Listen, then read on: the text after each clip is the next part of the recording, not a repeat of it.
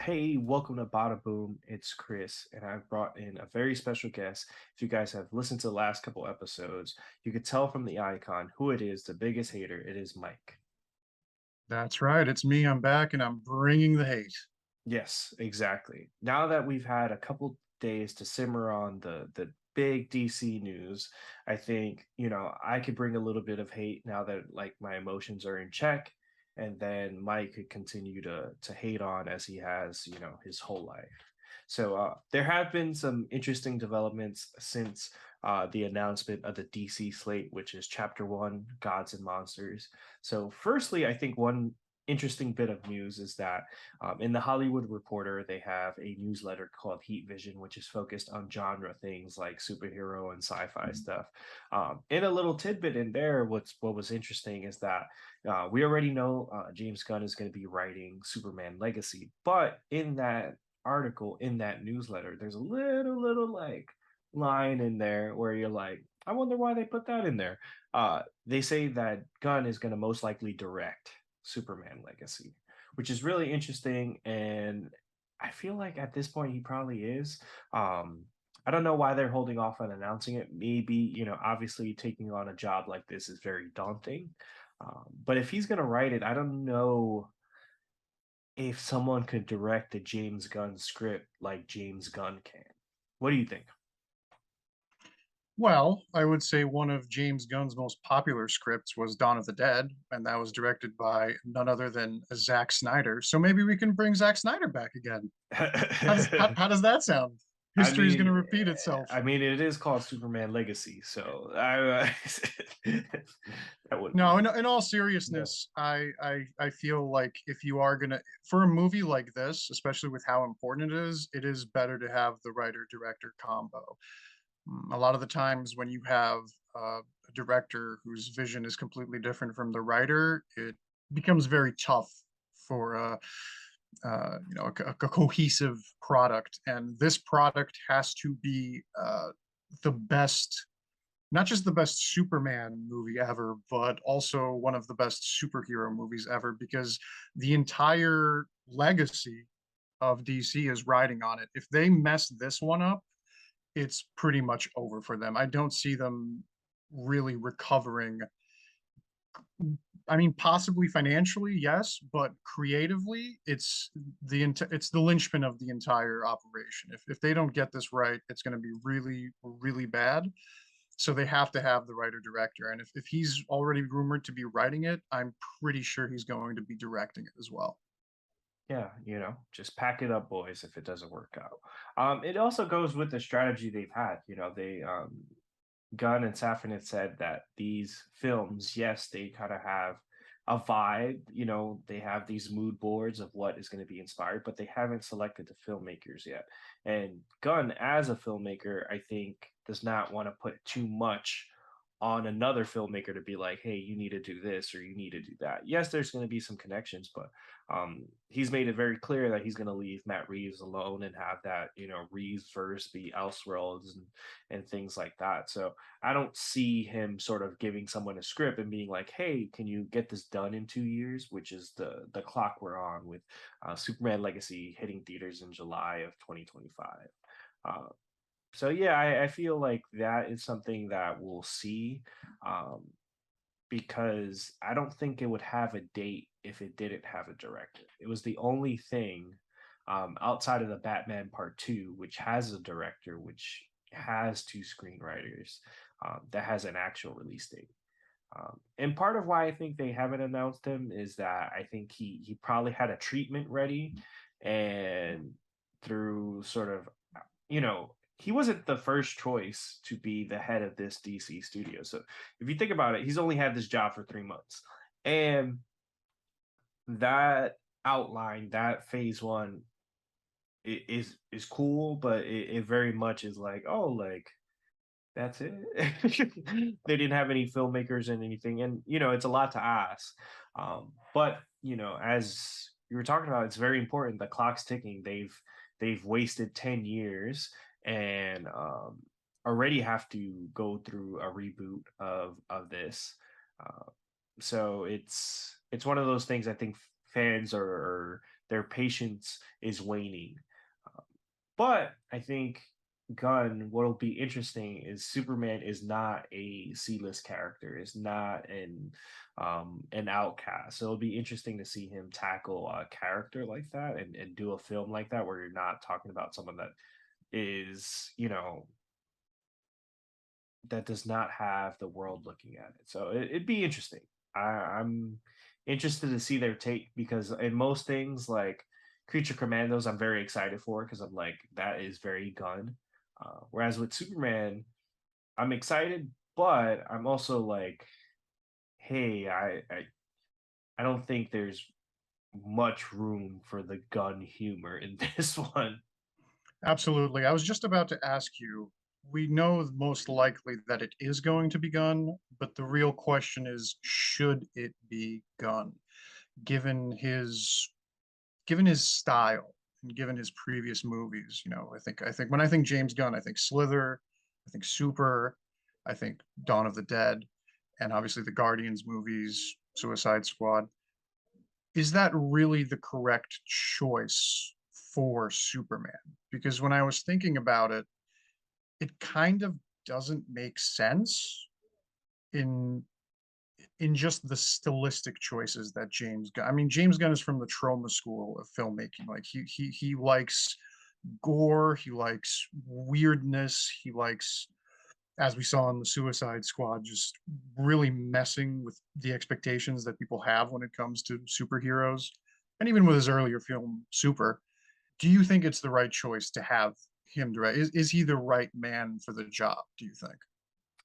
To kind of bring it back to Marvel, Thanos at a certain point, after the failures of all the people before him to get the Infinity Stones, puts his hand in the gauntlet and says, like, fine, I'll do it myself. And in the case of Gunn, I think it's one of those things where it's like, hey, this is the most important movie. I cannot afford, my career is, going to be defined by this.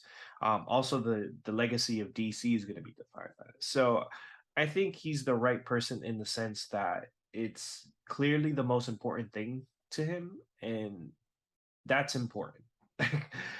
When DC and Warner Brothers, it's hard to say what their priorities have been the last 10 years because we've seen other companies make films and TV series about more obscure characters. So it seems like Superman has taken a backseat despite him being the greatest comic book character of all time. So I think he's the right person in the sense that, hey, it's clear that this is number one. This is the most important thing. So let's get the ball rolling. I would love to see, before Gunn, Christopher McQuarrie, who directed the last couple Mission Impossible movies. I think they would be a great fit. Um, Matthew Vaughn, who I've been rewatching the Kingsman movies. Um, I think he'd be a great fit because if there's anything I think will get people to buy into a new Superman movie is some really good action scenes. And he found a way to make Kingsman likable and have those characters really good. And Kick Ass is amazing too. And those are also rated R movies, but Matthew Vaughn is a terrific filmmaker, and I think they can handle it. But in the end, I do think Gunn is well suited for it, just because it's clear he loves the source material and is going to put his all into it. And that's at this point all I really ask, as long as he's not snapping necks. Sure, sure. And I guess my other point would be Superman Returns released in 2006, Man of Steel released in 2013, and now we have Superman Legacy set for 2025. So I'm assuming we're gonna get. So I'm assuming there was a gap of 6 years between Returns and Steel. There was a gap of 12 years between Steel and Legacy. So I'm assuming the gap between Legacy and the film after that's going to be like 24 years, given the trend we're on. So my really, I asked, is James Gunn the right man for the job? I guess another question I have is a revival of Superman the right option? Because it feels like it's almost like the universe is telling us something. You think about the fact that we've had three Ant-Man films, standalone Ant-Man films, in the time it has taken us to even announce another Superman movie. And if you think about what the linchpin that he's going to be is of a new cinematic universe, it has to be Superman. And when I think about how Marvel started their universe in '08 with Iron Man, and then eventually that was in 2008, and it eventually ended with Endgame in 2019. That was a full decade, and I'm thinking about Superman Legacy in 2025 and how much the landscape is going to change by that point. And I guess my question to you is there actually a future with this? Do you think that they can actually pull out a cinematic universe that's going to be good and make money for them in an environment where people, I mean, I know people have been saying this for years that superhero movies, they're finally going to die, but Hollywood trends, they usually tend to last around ten years. You had your Yeah. cowboy movies, now you have the superhero movies. It's getting close to that mark if we really look at it. And do you think that they can actually is this actually going to work? Is the audience interest still there? Do you think people will even really care about Superman movie in 2025? That's fair. To kind of make a comparison to the gaming industry, just a couple years ago, the live service and the battle royale was the shit, and now all these companies are finding ways to get bought out because now there's nothing less. They've abandoned like single players and kind of the focus, and bringing it back. I do think so because superheroes, the interesting thing about them is that there are subgenres you can kind of, whereas like you see the Batman's a crime story, a detective story, you can do different things. And I think that's why Marvel's been so successful. They found ways to kind of make subgenres where they've tripped up and that fatigue has been setting in. It's not necessarily that people are tired of seeing these characters on screen. They're tired of them being bad, and that's what's been happening over at Marvel, where you've had Moon Knight, you've had some things, movies that don't go anywhere. At the end of it, you're like, you watch Multiverse of Madness. It's marketed as the biggest change in the universe, and at the end, it's like, you know, Scarlet Witch did like $300 of damage, and the multiverse is back together by the end of it. So you're like, did this mean anything?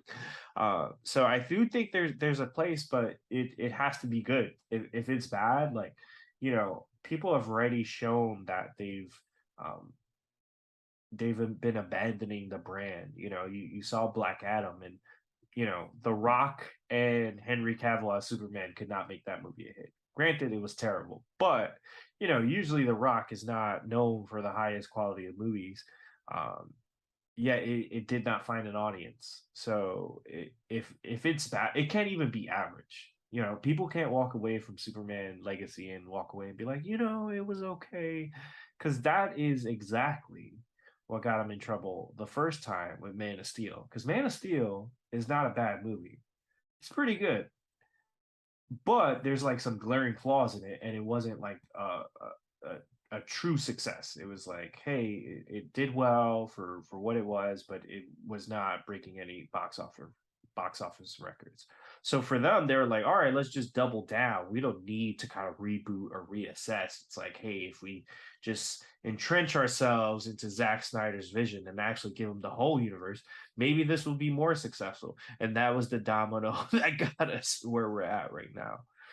So to me, I think, to answer your question, I think 100% yes. There's an audience and there's a appetite for it, but part of it, one, it has to be really good, and two, it has to be counter to what Marvel's doing. It has to be very different. So I think doing the gods and monsters thing is important because it's different than Marvel.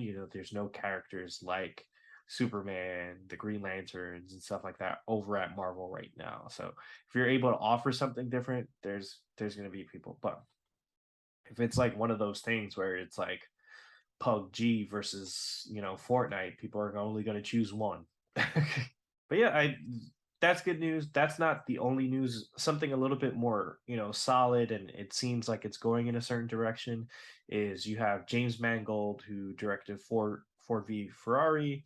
Also, the director of Indiana Jones 5. Hopefully, it's not as bad as 4. And then the director of the last two Wolverine movies is said to be in talks to direct Swamp Thing. He tweeted out a photo of Swamp Thing, and what do you know? A couple hours later, the trades say that he's in talks to direct Swamp Thing. So, what do you think about that news?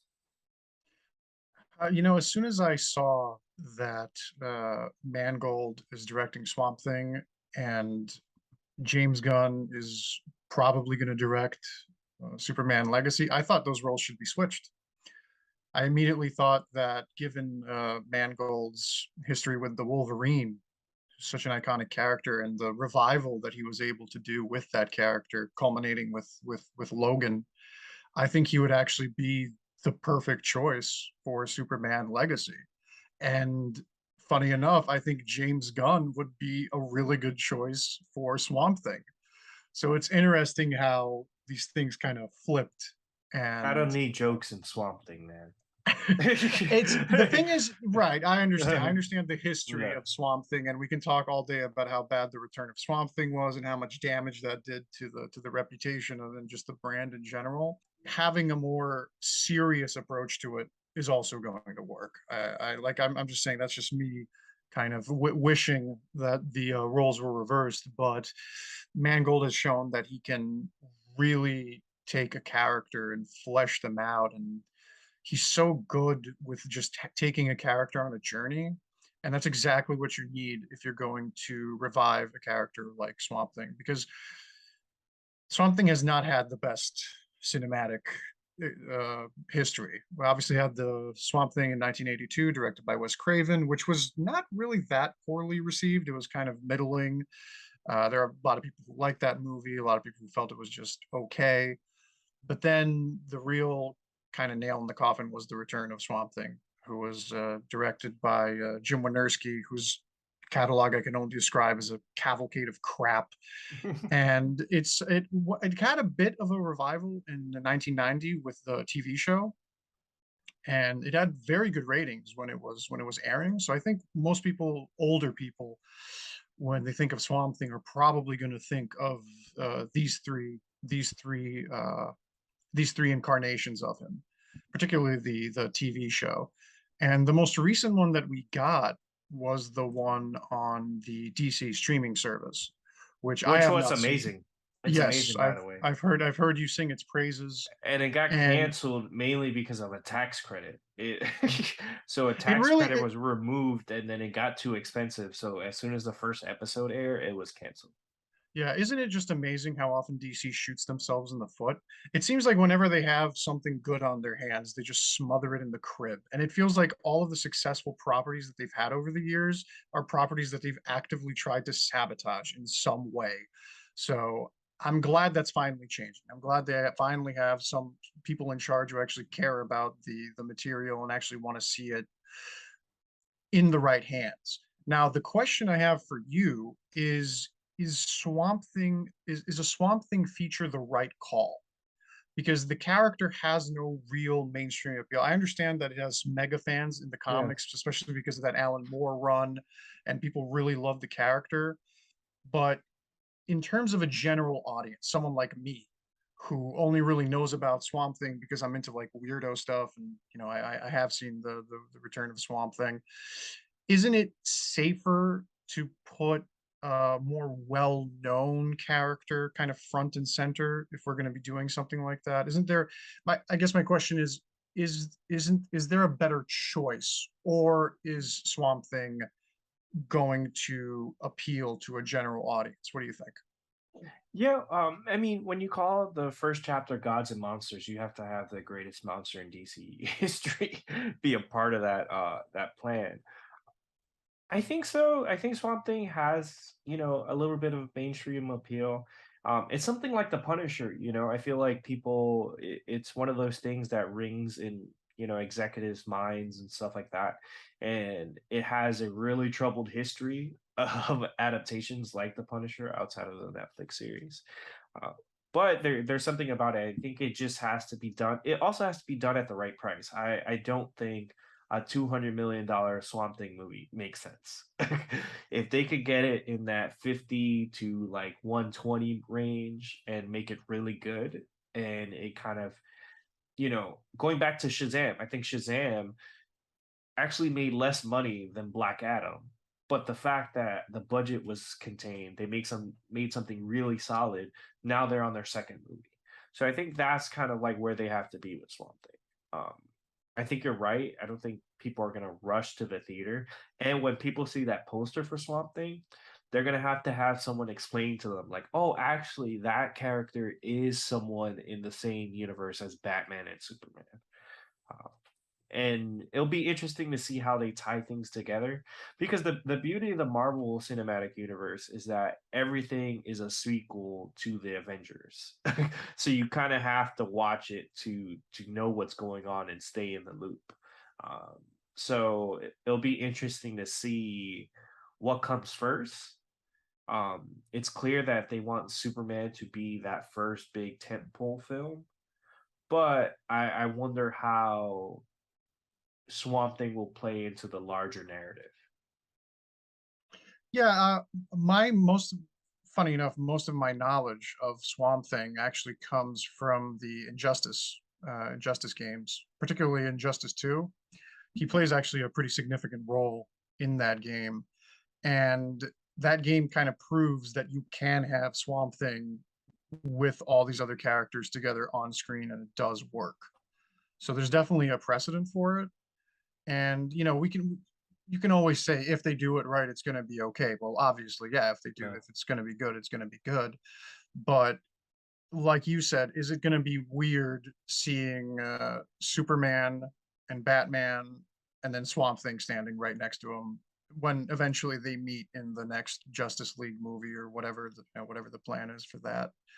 Uh, Well, Groot stood next to Thor, so I that's guess it absolutely can. true. That's uh, absolutely true. yeah, I Swamp Thing will be fine. It's clear, like, just seeing James Mangold be attached to that um shows that they're really putting a lot into this. Um and especially being that you're like, oh, it's like Warner Brothers Discovery broke. It's like, well, if they could afford James Mangold, I think they're doing all right. So Swamp Thing, I'm good on. I feel pretty good about like that, and it's clear that the character has this reference. So people who love comic books love that character, and I think directors that have read comic books love that character. So it was interesting to see how quickly from announcement to tweet, we got word that he might be directing it. It'll be interesting to see who writes it. Um, I know that DC right now has a brain trust of a couple people, none of which have written, and a great Swamp Thing run or anything like that. But um, there's been some, especially in the last few years, Swamp Thing has moved from sort of that existential, like, Alan Moore type stuff to more kind of being a part of the larger DC universe. So in the comics, that definitely, like, you know, if you go into what's going on now, you know that he's a huge part of it. And obviously, if there's a big event, he's a part of it. And that shows an injustice. And it can work. But if you're doing a solo movie, that kind of stuff won't work. You really kind of have to keep it contained budget wise and all those things. But one thing I think that will be a hit and something people have been asking for, and is going to be a series, is the Booster Gold series. Obviously, there's no word on who will be writing this or directing it, but Glenn Powell from Top Gun Maverick has thrown his name in the hat for the character, and I think he's perfect. He's a funny dude, blonde. so, and if you he's been fan cast as that character for such a long time. And for it to be a series would be really interesting, and see how that ties into the larger DC universe. But what do you think of? I know you really love Top Gun Maverick, so what do you think of Glenn Powell as Booster Gold? I'll be perfectly honest. I'm not as into Booster Gold as you are. I don't think anyone could possibly be into Oh Booster my Gold as much god! as you are. But I think because it's just pretty much fan casting at this point, I don't think there's much reason to get too excited. I always think of, funny enough, someone who actually might be a good Booster Gold, maybe 10 years ago. I always think of Nathan Fillion. who really wanted to be Nathan Drake for so long that he eventually aged out of the role. And that was a fan casting thing. You know, people always fan cast Nathan Fillion and everything. And I actually do think, like I said, 15 years ago, he would have been perfect for the role.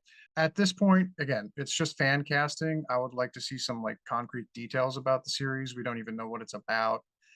And again, it's the mainstream appeal for me, right? Like the only reason I know about Booster Gold is because I listen to, you talk about him all the time.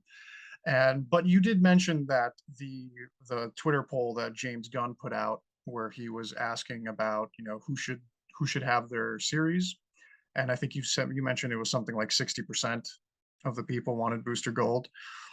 So he's a lot more popular than I probably give him credit for.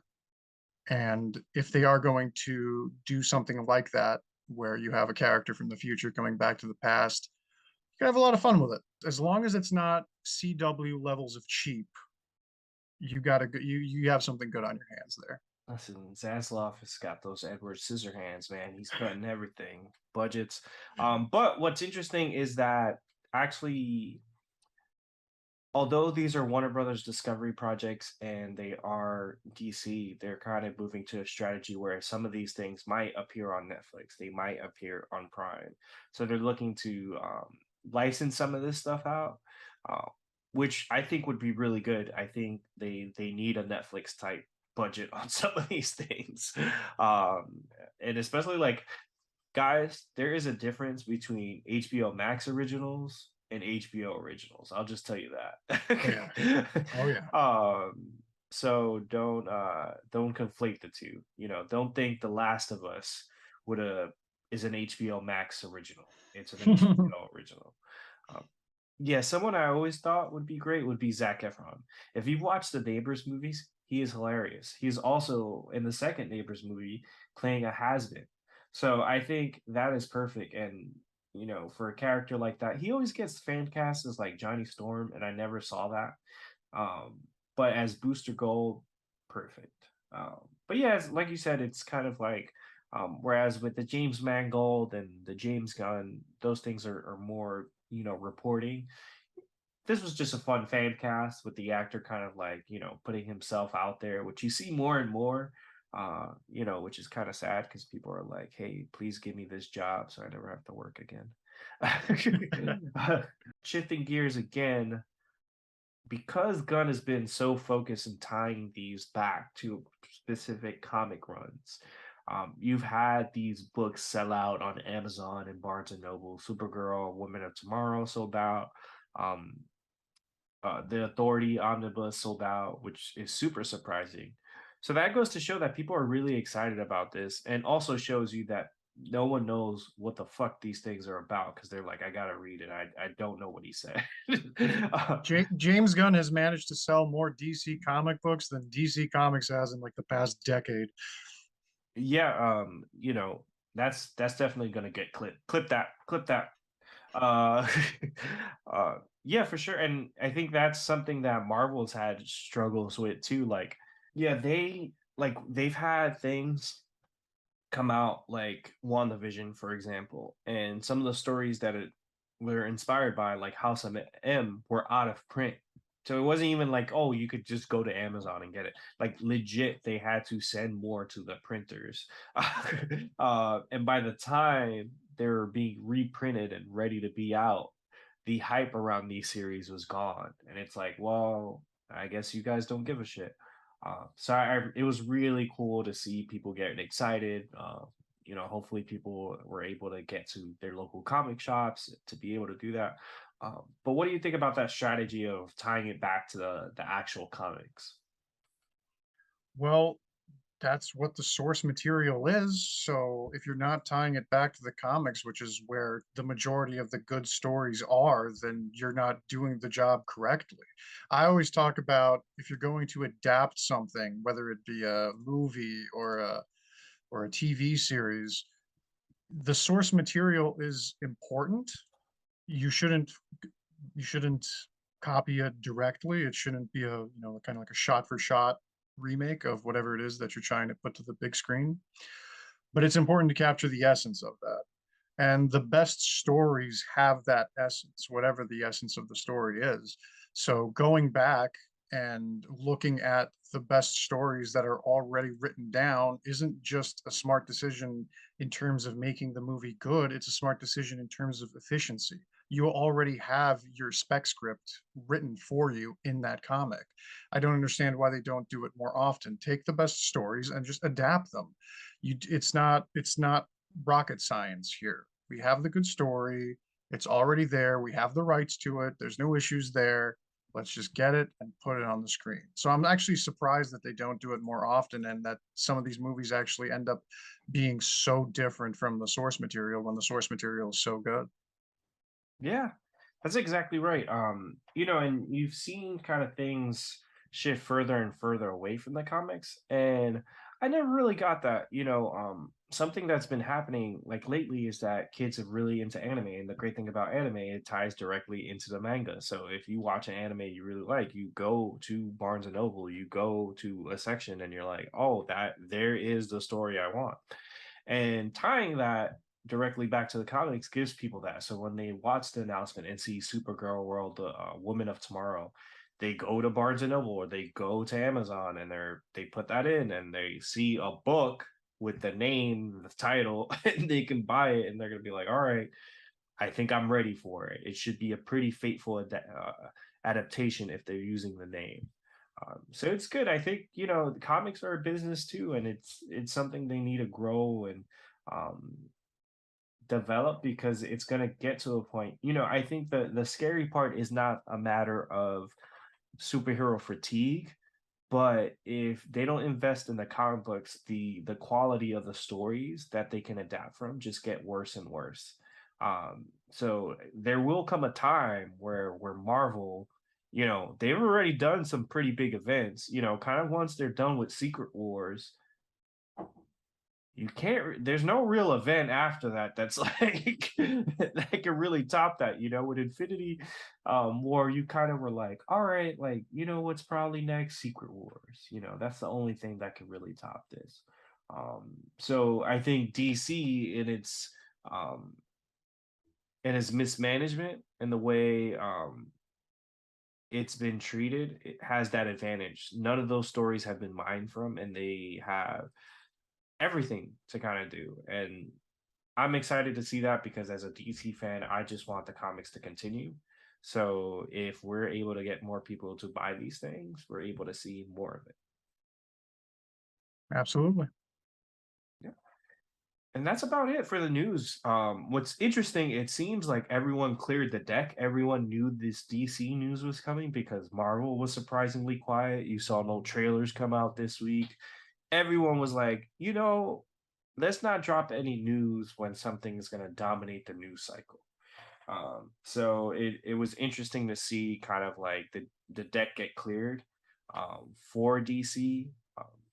What sucks is, as exciting as this is, we won't see any of this for a long time. Um, they told the corporate line and were like, "Hey, the Flash is really good, and we want Jason Momoa back for Aquaman 3." But the reality is, they can't say they're fully rebooting those characters because they have movies to market and sell. If they tell you you never see this person again, you're not gonna go see that movie.